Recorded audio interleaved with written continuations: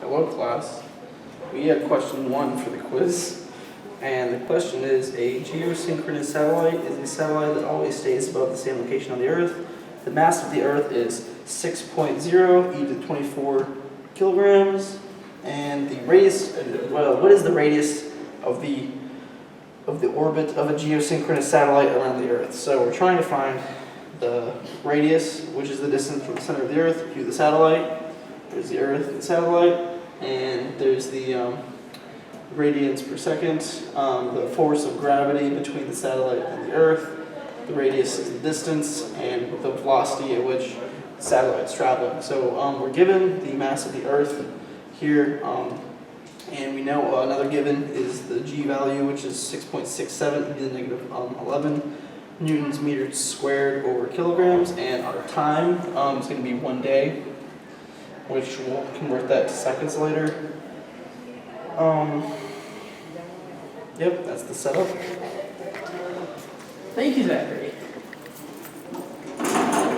So guys, my name is Taylor. I will be deriving the equation that we will use for this problem. And so to start off, I want to point out a couple of equations you should be familiar with. So first we have A equals velocity squared over the radius. And then we have F equals mass times acceleration. And then we have F equals our G constant times mass 1 times mass 2 over the radius squared.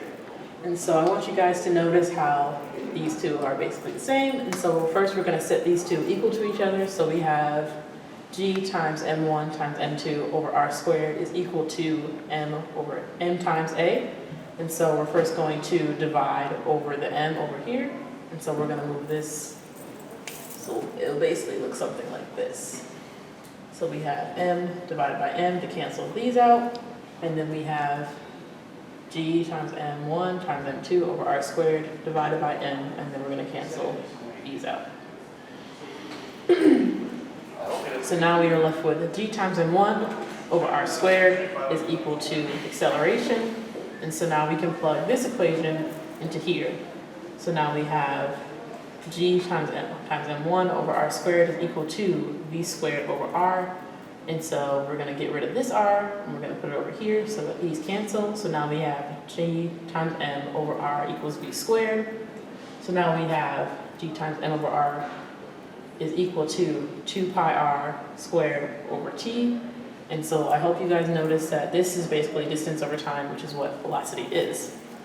So then we have, so then we're just going to square this out. So now we have 4 pi squared times R squared over T squared. So we want to isolate the R because that's what we're looking for. So we're going to move this T squared over here. So now we have T squared times G times M is equal to 4 pi squared times R squared. And then since we want to isolate R on one side, so we're going to move this R over here. So then these cancel. And now we have T squared times G times M over 4 pi squared is equal to, we have T squared times G times M is equal to 4 pi squared times R cubed, and then we're going to divide it again by the 4 pi squared so that we isolate the R. This gives us our final equation of T squared times G times M over 4 pi squared is equal to R cubed.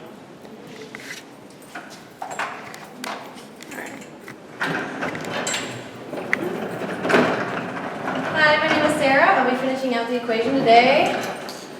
So this is the equation she's derived fully. It's just R cubed equals times squared times the gravitational constant times the mass of Earth over 4 pi squared.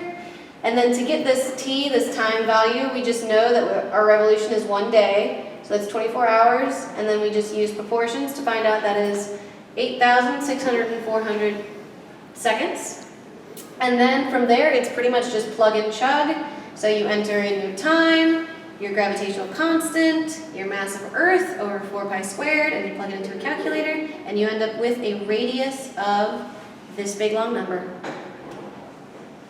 And that's in meters, because that is our radius there from the center of Earth to our satellite. Thank you for joining us today. Bye.